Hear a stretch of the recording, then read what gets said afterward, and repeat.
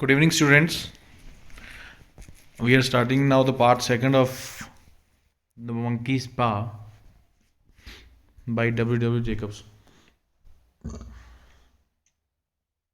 Part second begins on the next morning, a sunny winter day. Part second जो है वो start होता है अगली सुबह, यानी कि रात की बात है, जब चेस की गेम चल रही थी। बाप बेटे के साथ, बाप बेटा जो है आपस में चेस खेल रहे थे। फिर उसके बाद सार्जेंट मेजर मॉरिस जो है वो आते हैं और वो अपनी इंडिया की कहानी शानियाँ सुनाते हैं। फिर वो मंकी का जो पैर है वो दे के चले जाते हैं और इस तरह वो ये रात गुजर जाती है। तो अगले दिन जो पार्ट सेकंड है वो कहाँ से स्टार्ट होता है? अगली ही सुबह। अगली जो सुबह है वो एक विंटर डे है, यानी सर्दियों का मौसम जैसे अभी चल रहा है और धूप लगी है। The room seems cheerful and normal in contrast to the previous evening's gloomy atmosphere, and the mummified paw now looks harmless. रात को जो मतलब पिछला जो पार्ट में देखा, रात में तो ये जो उनका रूम था, जो उनका घर था, वो थोड़ा सा ग्लूमी, थोड़ा मतलब मायूसी से थोड़ा भरा हुआ और अंधेरे वाला लग रहा था। लेकिन अब सब कुछ चीयरफुल है, क्योंकि अब धूप जो है वो लग चुकी है और धूप की जब किरणें जब अंदर आ रही हैं घर के अंदर, तो सब कुछ चीयरफुल, सब बहुत ही अच्छा, बहुत ही प्यारा लग रहा है। और जो मंकी स्पा है, वो पैर है मंकी का, वो बिल्कुल हार्मलेस लग रहा है, यानी ऐसा लगता है कि वो कोई भी नुकसान नहीं पहुंचाएगा। Mrs White comments on how ridiculous the sergeant major story was, but remarks that 200 pounds couldn't do any harm. Mrs White कहती हैं कि जो मेजर की जो बातें थी रात को, जो उन्होंने बातें सुनाई, वो कितनी रिडिकुलस थी, यानी वो कितनी अजीबो गरीब थी और उन पर यकीन किया, मतलब बकवास थी एकदम, उन पर यकीन नहीं किया जा सकता। लेकिन अगर हमें 200 पाउंड यानी 200 पाउंड अगर हमें मिल जाएं तो कोई इतनी बड़ी बात नहीं है, कोई इतना बड़ा नुकसान नहीं होगा। They could Herbert jokes if the money fell out of the sky onto his father's head.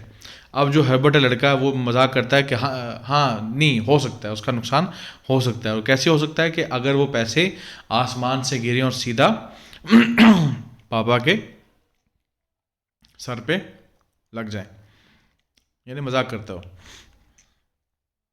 Mister white answers that people often mistake coincidence for granted wishes. Mister white कहते हैं कि कई बार लोग क्या करते हैं कि जो कोइंसिडेंस होता है, ठीक है, कोइंसिडेंस का मतलब हो गया इत्तेफाक को कई बार जो है वो ग्रांटेड विशेस जो है वो समझ लेते हैं। जैसे मान लो हम रास्ते में चल रहे हैं तो हमने ऐसी दुआ की या हमने ऐसी तमन्ना की कि काश रास्ते में पड़े कोई पैसे मिल जाए, और आगे चल के देखते तो रास्ते में कोई पैसे पड़े हमें मिल जाए, तो हम क्या मानेंगे? हम ये मानेंगे कि हमने जो दुआ की थी वो कबूल होगी। लेकिन ऐसा नहीं होता है। कई बार ऐसा क्या होता है कि इत्तेफाक से किसी के पैसे गिर गए और वो हमें मिल जाते हैं। तो वही बात कर रहे हैं मिस्टर वाइट यहाँ।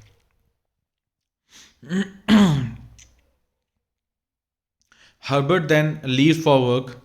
हर्बर्ट जो है फिर काम पे चला जाता है।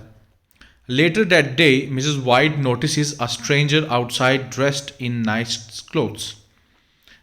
उसी दिन बाद में, मैंने थोड़ी देर बाद, या नून का टाइम होगा या दोपहर का टाइम होगा, मिसेस वाइट जो है नोटिस करती हैं, अपनी खिड़की से बाहर देखती हैं, तो देखती हैं कि एक स्ट्रेंजर, एक अजनबी आदमी जो है वो खड़ा है। किसके बाहर? उनके घर के बाहर। The stranger hesitantly approaches their gate 3 times before opening it and coming up to the door. जो स्ट्रेंजर यानी अजनबी, स्ट्रेंजर का मतलब हो गया अजनबी, जो अजनबी है वो 3 बार जो है ये कोशिश कर चुका होता है कि इनका गेट खोल के इनके दरवाजे तक पहुंचे, लेकिन वो नहीं करवाता। आखिरकार वो दरवाज़ा गेट खोल के दरवाजे तक पहुंच जाता है।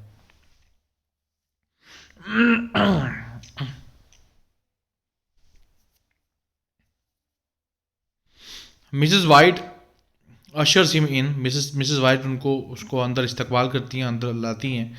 ही nervously states that he is representative of Ma and मैगिन्स।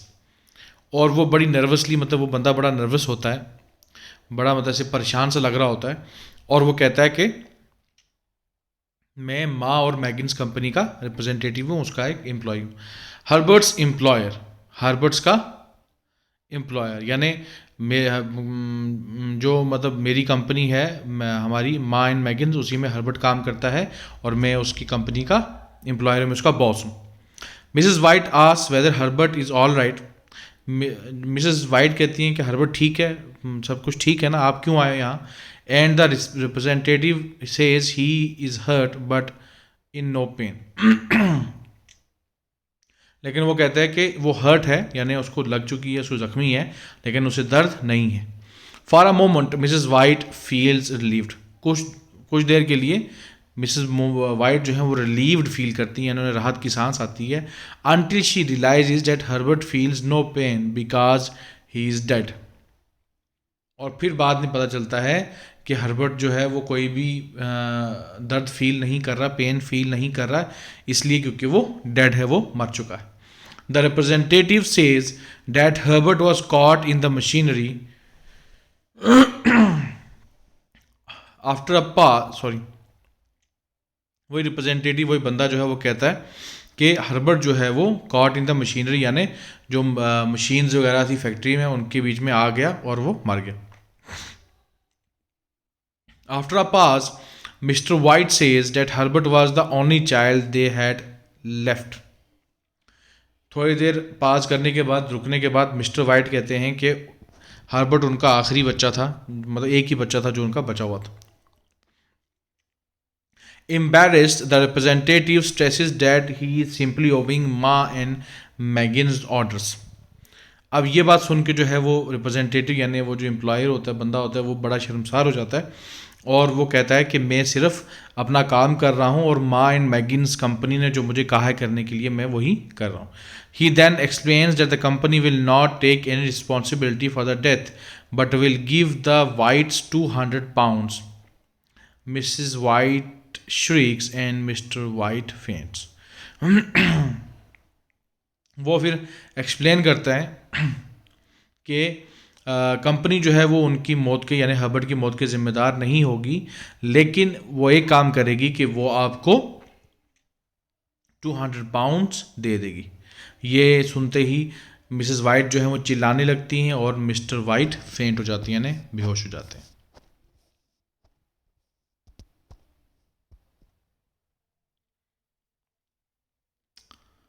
In part third, the Whites bury Herbert.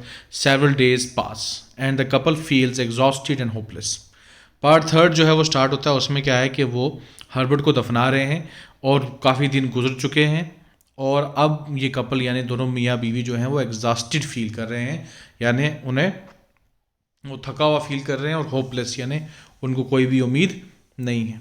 A week after the burial, Mr White wakes up and hears his wife crying by the window.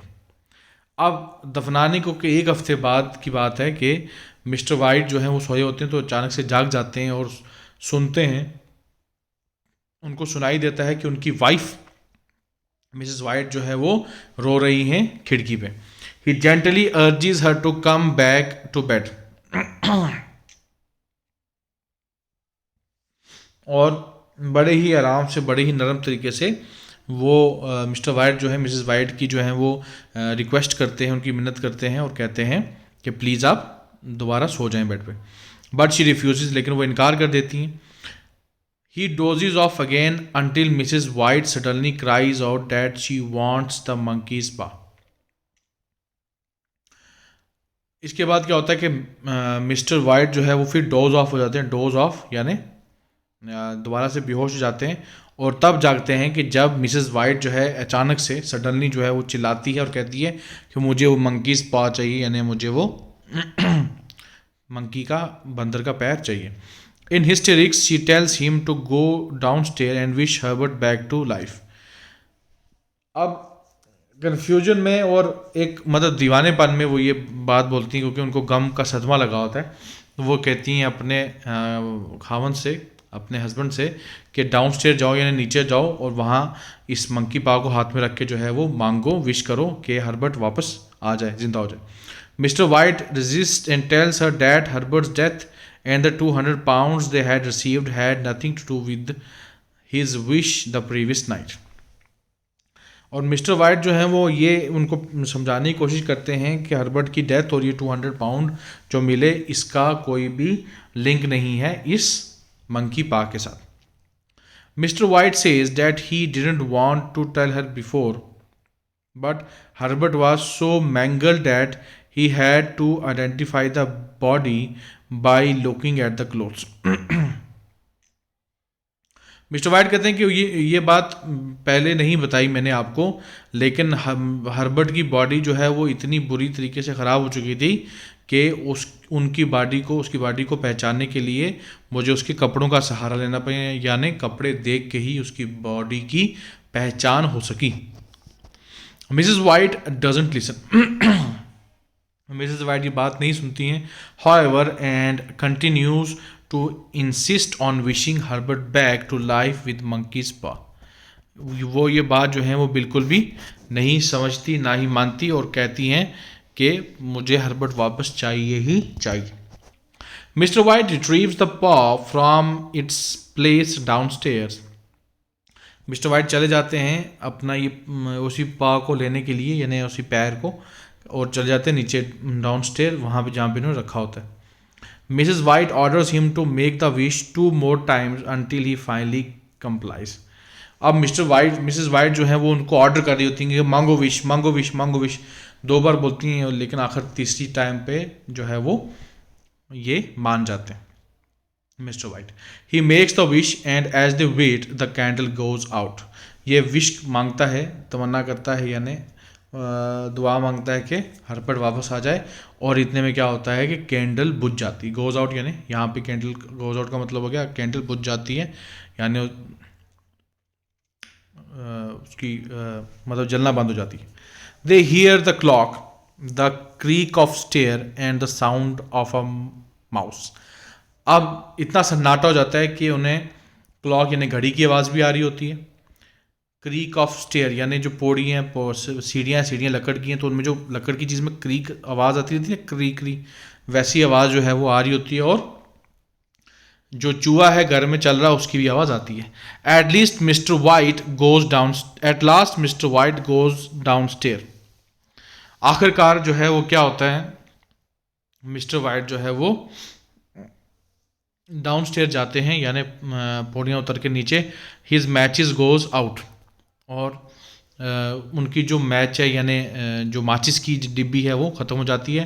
And before he can strike another, sorry डिब्बी ख़त्म नहीं होती, वो जो मतलब तीली होती है माचिस की तीली वो ख़त्म हो जाती है, और इससे पहले कि वो एक और नई स्ट्राइक कर सकें यानी कोई और तीली जला सकें, he hears a knock at the door. वो एक खटखटाने की आवाज़ सुनते हैं अपने दरवाजे पे. अनदर नॉक साउंड्स, फिर दोबारा से खटखटाहट होती है. And mister White dashes upstairs, और मिस्टर वाइट एकदम भाग के ऊपर चढ़ जाते हैं सीढ़ियों से ऊपर. Mrs White hears the third knock and says it's Herbert. Mrs White जो है वो मतलब सुनती हैं थर्ड नॉक और कहती हैं कि ये पक्का हर्बर्ट होगा. She realises he hadn't return right after the wish had been made because he had to walk 2 miles from the graveyard to their house. और फिर वो रियलाइज करती हैं इस बात को, मतलब उनको इस बात का एहसास होता है कि पहली ही विश में हर्बर्ट इसलिए नहीं आ सका क्योंकि मतलब पहले जो ही विश की थी उसी टाइम नहीं आ सका, क्योंकि वो ग्रेवयार्ड में उसकी बॉडी यानी कब्रिस्तान में थी, और उसको वहाँ से चल के 2 मील पैदल चल के जो है वो आना था घर की तरफ. Mr White begs her not to open the door but she breaks free and runs down stairs. Mr White जो है वो उनकी मिन्नतें करते हैं, उन्हें उनके आगे भीख मांगते हैं कि भाई दरवाज़ा नहीं खोलना, लेकिन वो अपने आप को छुड़ा लेती है मिस्टर वाइट से और डाउन स्टेयर यानी सीढ़ियों से नीचे उतर के दरवाजे के पास चली जाती है. As she struggles to reach the bolt the knocking becomes more insistent. अब वो जो है वो ढूंढ रही होती है कि दरवाजे का वो बोल्ट कहाँ है, यानी वो चुटकी जो है वो किधर है, उनको वो मिल नहीं रही होती, और इतने में जो खटखटाहट है, नॉकिंग है, वो जो है वो अब तेज़ होने लग जाती है और इंटेंसिटी के साथ. Mr white searches frantically for the पा. और मिस्टर वाइट जो है वो पा यानी जो पैर है मंकी का, उसको जो है वो ढूंढते हैं बड़ी मतलब जल्दबाजी में, क्योंकि वो गायब हो गया होता है, और अफरा तफरी में जो है वो उसको ढूंढ रहे होते हैं। Which had drop to the floor, क्योंकि वो गिर चुका होता है फ्लोर पे। As Mrs White pulls back the bolt, Mr. White finds the paw and makes a final wish. जो ही जो है मिसेस वाइट जो है वो खोलती हैं चुटकी को, इतने में उस तरफ मिस्टर वाइट को जो है वो पैर मिल चुका होता है और वो फाइनल विश मांगते हैं। The knocking stops and Mrs White cries out. Mr White dashes downstair and sees that beyond the door the street is empty. जो ही वो तीसरी विश मांगते हैं तो नॉकिंग जो है वो स्टॉप हो जाती है, ठीक है, यानी खटखटाना बंद हो जाता है। और अब क्या करती है मिसेस वाइट जो है वो ज़ोर से चिल्लाती हैं। मिस्टर वाइट दोबारा नीचे आते हैं तेज़ी में से सीढ़ियों से नीचे और देखते हैं कि दरवाज़ा भी खुला होता है, दरवाजे पे भी कोई नहीं होता और आगे स्ट्रीट होती है उस पर भी कोई नहीं होता। ठीक है, तो आज के लिए इतना ही। Good bye.